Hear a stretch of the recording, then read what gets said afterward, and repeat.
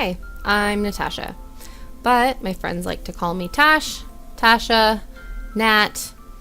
I have a lot of different nicknames. I'm from Canada, Northern Ontario, Canada to be exact, about 5.5 hours north of Toronto, depending on how fast you like to drive. And growing up, I'd like to say that I had a pretty amazing childhood, but there was this extra thing that I needed to deal with and that my parents needed to deal with that made the day-to-day operations a little more difficult. When I was 7, I was diagnosed with a generalized anxiety disorder. To put it simplistically, I did a lot of worrying and a lot of crying as a child. But my parents were always very supportive of me. My Spocklogical father, my compassionate mother, who looks nothing like this in real life, and I have a little brother who's not so little.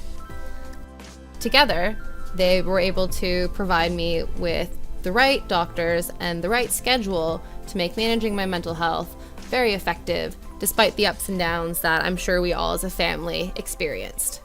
And then 3 years ago, something crazy happened. I fell in love.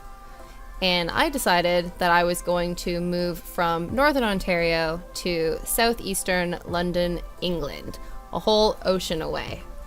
I wouldn't change this decision for the world.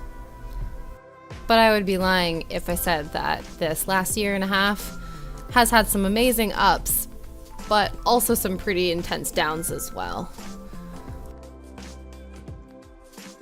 I'm figuring out what it means to be an adult. I still feel like you can never quite know exactly what you're doing. I'm trying to make new friends, which I feel like I really struggle with, but I'm also trying to maintain my friendships back in Canada. I'm also trying to figure out my own mental health schedule, since for as long as I've remembered, I've had my parents to create that for me.